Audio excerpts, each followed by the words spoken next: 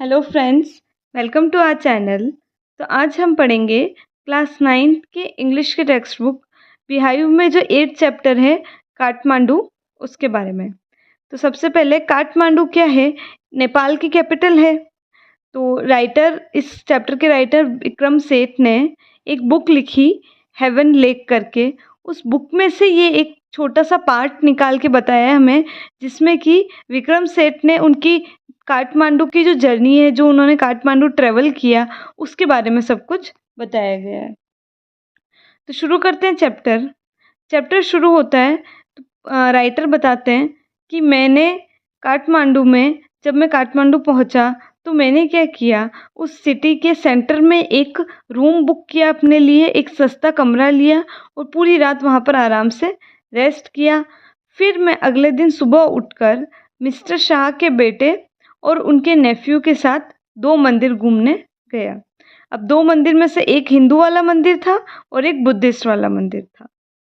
तो सबसे फर्स्ट वो हिंदू वाले मंदिर में गए। तो हिंदू के पशुपतिनाथ के टेम्पल में वो जाते हैं और वो जैसे ही वहाँ पर एंटर करते हैं तो उसकी एंट्रेंस पे उन्हें क्या लिखा हुआ दिखता है, एक बोर्ड होता है, उस पर ये लिखा होता है कि इस मंदिर में सिर्फ हिंदूज अलाउड है, मतलब दूसरा कोई रिलीजन फॉलो करने वाला कोई भी पर्सन इसमें अलाउड नहीं है। तो वो उस मंदिर में बहुत सारी भीड़ भाड़ देखते हैं, बहुत सारे वहाँ पर पंडित होते हैं, घूमने वाले टूरिस्ट होते हैं, जानवर भी होते हैं, बहुत सारे कुत्ते, बंदर, गाय, ये सारे जानवर भी वहाँ पर होते हैं।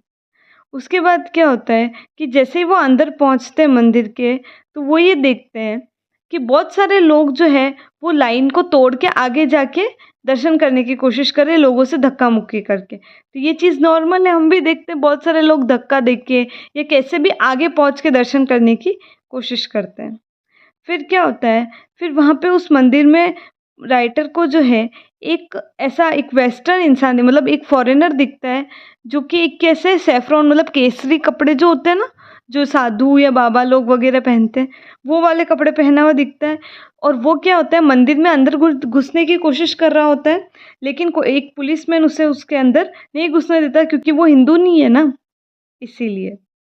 फिर पॉइंट देखता है कि 2 बंदर की वहाँ पे लड़ाई हो जाती है। अब पॉइंट जो है अपनी पूरी चीज़ को डिटेल में एक्सप्लेन कर रहा है कि वहाँ पर क्या हुई, 2 बंदर की लड़ाई हुई और वो बंदर एक जगह से दूसरी जगह कूदा-कूदी कर रहे हैं और वहाँ पे जो रिवर बह रही है, बागमती रिवर जो है, उसको भी वो क्रॉस करने की कोशिश कर रहे हैं। इसके अलावा कुछ लोग जो है, ऐसा होता है ना कि जिसकी डेथ हो जाती है तो फिर उसकी एशेज़ जो होती है, राख वगैरह, वो नदी में बहाई जाती है। तो कुछ लोग वो कर रहे हैं, कुछ लोग कपड़े धो रहे हैं नदी के किनारे। तो ऐसे क्या है, अलग-अलग लोग जो है अलग-अलग चीज़ें करते हुए राइटर को दिखते हैं। उसके बाद राइटर ये देखते हैं कि वहाँ पे उस नदी के किनारे पे, मतलब बैंक पे, एक हाफ निकला हुआ एक वो शेरिन है। शेरिन मतलब एक पूजा करने की जगह होती है। वो क्या है, आधी दीवार में है और आधी बाहर निकली हुई है। और ऐसा माना जाता है वहाँ पर कि जिस दिन ये जो पूजा करने वाला प्लेटफॉर्म है उनका, ये पूरा जिस दिन बाहर आ जाएगा, उस दिन क्या हो जाएगा, दुनिया से कलयुग का अंत हो जाएगा। और अब क्या होता है, अब राइटर जाते हैं बुद्धा टेम्पल में। बुद्धा टेम्पल, पहले तो वो उस पे गए हिंदू वाले टेम्पल पशुपतिनाथ पे। अब बुद्धा टेम्पल का क्या नाम है, बौद्धनाथ स्तूप। बौद्धनाथ स्तूप नाम की जगह पे टेम्पल में वो जाते हैं और वो ये देखते हैं कि जैसे जब हिंदू टेम्पल में गए थे तो वहाँ पे कैसी भीड़ भाड़, शोर शराबा, ये सब था। लेकिन यहाँ पर जो है एकदम शांति होती है, एकदम सेंस ऑफ स्टिलनेस, मतलब ठहराव होता है थोड़ा वहाँ पर।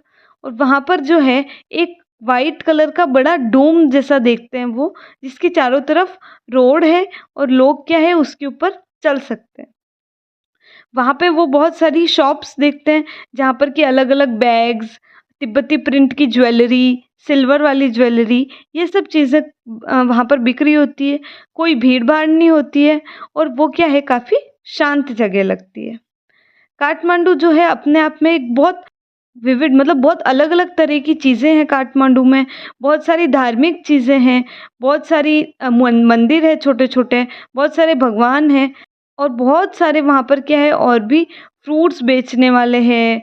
कोई तो है जो कि छोटी छोटी दुकानें लगा के बैठा है, कोई जो हाथ गाड़ी वगैरह है उस पे सामान बेच रहा है, कोई कॉस्मेटिक्स बेच रहा है, कोई चॉकलेट्स बेच रहा है।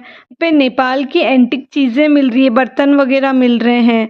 कहीं पे वो ये देखते हैं कि रेडियो पे लोग गाने सुन रहे हैं, कहीं पे कार के बहुत हॉर्न्स की आवाज़ आ रही है, कहीं पे जो है गाय जो है गाड़ियों के सामने आ जा रही है। तो ऐसे अलग-अलग चीज़ें जो है उन्हें काठमांडू में देखने को मिलती है।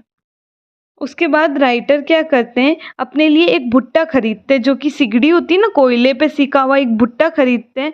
उस पे क्या लगा लगा के देते हैं वो लोग, नमक और चिली पाउडर, मतलब लाल मिर्ची नींबू वगैरह लगा के जो देते हैं ना भुट्टा, वो भुट्टा खरीदते हैं।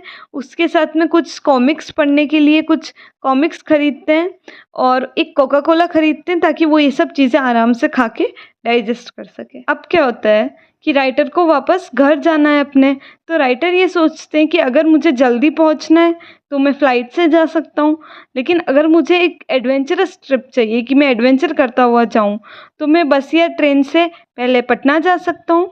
उसके बाद में गंगा में जो बोट्स वगैरह चलती है उनके थ्रू मैं बनारस होते हुए इलाहाबाद जा सकता हूँ, और फिर यमुना नदी के थ्रू आगरा से दिल्ली जा सकता हूँ। लेकिन फिर राइटर ये बताते हैं कि अब मैं बहुत ज़्यादा थक चुका हूँ, तो वो क्या करते हैं, सीधा अपने घर के लिए नेपाल एयरलाइंस में अगले दिन की एक टिकट बुक करते हैं फ़्लाइट की।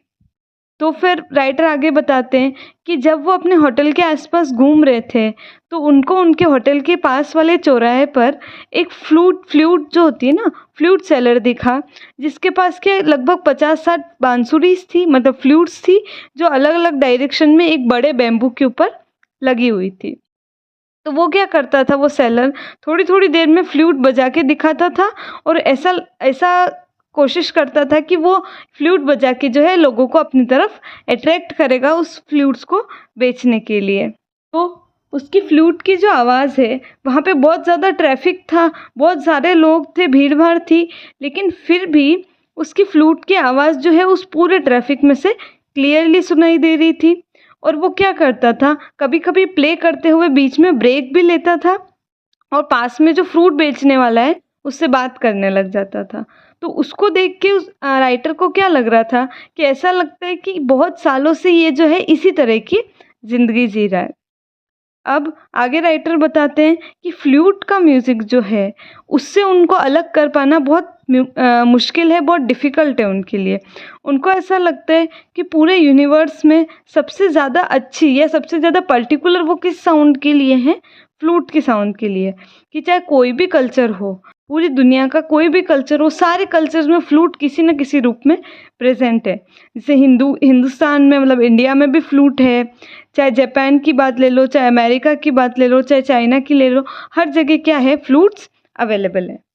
और हर कल्चर में हर जगह पे अलग अलग तरीके से फ्लूट बजाई जाती है, फिंगर्स जो है अलग अलग तरह से प्लेस की जाती है। लेकिन राइटर ये बताते हैं कि फ्लूट की म्यूज़िक जो है उनके लिए सबसे ज़्यादा क्लोज है।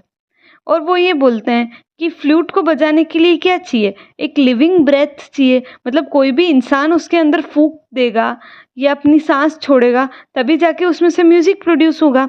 और जैसे हम बात करते हैं तो हमें बीच में पॉज लेने की ज़रूरत होती है ना, वैसे ही अगर आप फ्लूट में अपना ब्रेथ जो है, अपनी सांस देना बंद करोगे, तो वो फ्लूट की आवाज़ भी बंद हो जाएगी। आगे राइटर ये बताते हैं कि मैं बहुत साल अब्रॉड रहा, मतलब बाहर फॉरेन कंट्री में रहा, लेकिन फिर भी मैं जब भी इस फ्लूट की, बांसुरी की आवाज़ सुनता हूँ, तो मुझे क्या है, इससे एक कनेक्शन फील होता है, और ये ऐसा फील होता है कि ये आवाज़ क्या है, मेरे लिए जानी पहचानी है। इसीलिए ये जो है मेरे लिए काफ़ी इम्पोर्टेंट है। तो यहाँ पे चैप्टर कंप्लीट होता है। मिलते हैं नेक्स्ट वीडियो में।